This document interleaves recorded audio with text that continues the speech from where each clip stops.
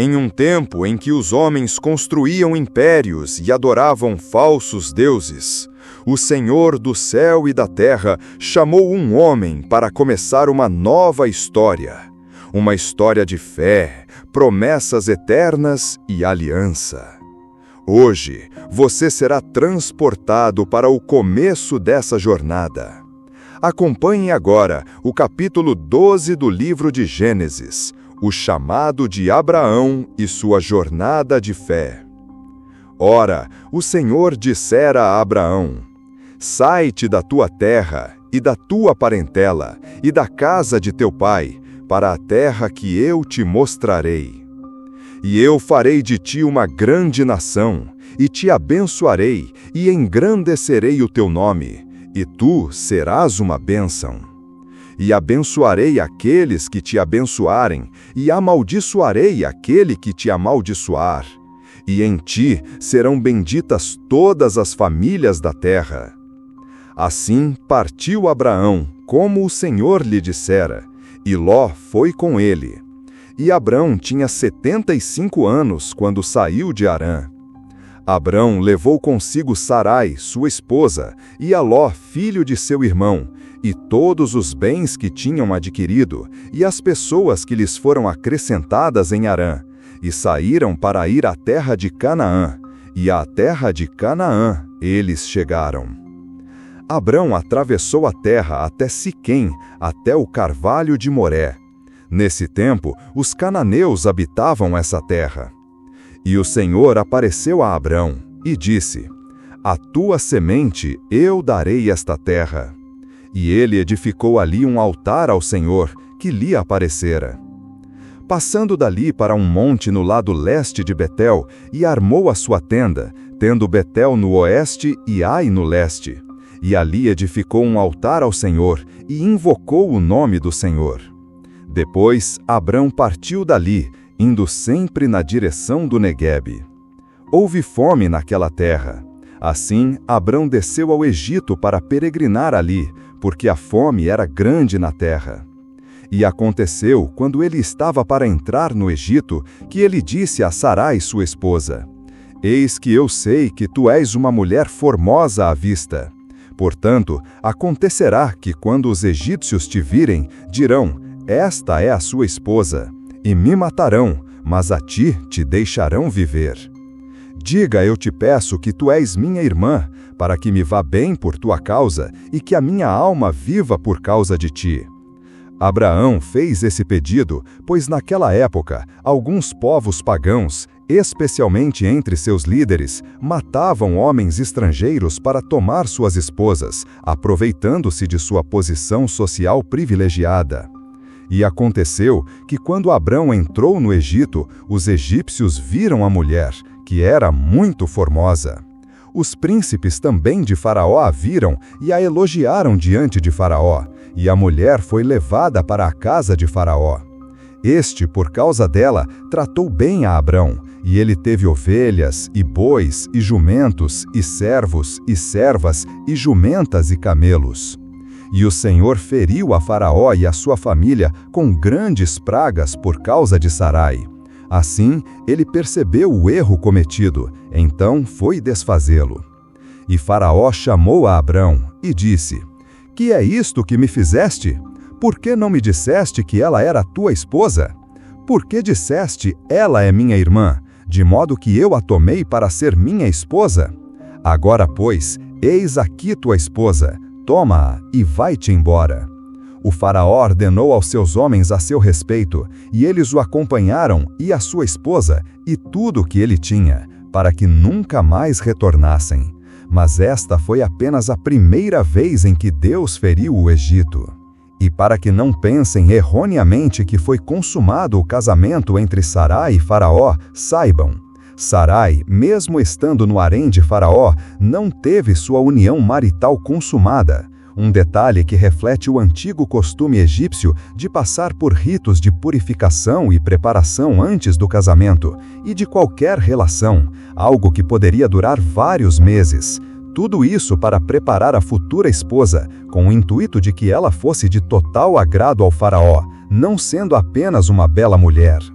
Com esse conhecimento, podemos concluir que a punição divina ocorreu durante a preparação de Sarai, que estava na condição de futura esposa do faraó. Isso revela que Deus usou até mesmo as tradições humanas para proteger a família messiânica, digamos assim, pois da descendência de Abraão nasceu o nosso Senhor Jesus Cristo. O Senhor preservou Sarai e a sua palavra entregue a Abraão, reafirmando seu compromisso com o patriarca, que daria início a uma nação. Neste capítulo, vimos como Deus não desiste nunca de seus filhos, pois, ainda que a fraqueza humana seja capaz de atos reprováveis, não só diante de nós, mas também de Deus, Ele nos cobre com suas asas e nos protege de cada medo e falta de fé. Deus mostra que seu caráter é incorruptível, porque Ele sempre manterá sua palavra, independente de você manter a sua.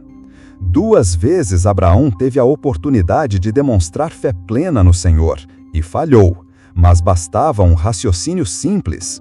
Para que ele se tornasse uma grande nação, ele teria que estar vivo, orientar seu sucessor e dar continuidade ao plano de Deus. Até porque o filho da promessa, Isaque, ainda não estava no ventre de sua mãe. Promessa feita no capítulo 18, versículo 10, quando Deus, pessoalmente, acompanhado de 2 anjos, visitou Abraão antes de irem verificar com os próprios olhos o gravíssimo pecado de Sodoma e Gomorra.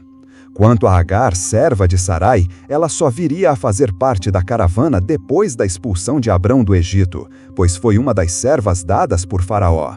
Logo, nem mesmo Ismael, filho de Abraão com Agar, havia nascido, o que só veio a acontecer no capítulo 16, versículo 15. Quando momentos parecidos com esses chegarem até você, não se esqueça. O Senhor dos Exércitos os protegerá de todo o mal, pois ele abriu o Mar Vermelho para libertar seu povo da escravidão do Egito e com mão poderosa afogou o exército de Faraó que os perseguia, mostrando que ninguém pode frustrar os planos do Altíssimo. Fez a terra se abrir e engolir vivos os que blasfemaram contra sua autoridade, como Corá, Datã e Abirão, que se rebelaram contra Moisés e Arão, tentando tomar para si uma posição que o próprio Deus não lhes havia concedido. Junto deles, 250 líderes influentes foram consumidos por fogo divino e mais de 14.000 pereceram em uma praga detida somente pela intercessão de Arão.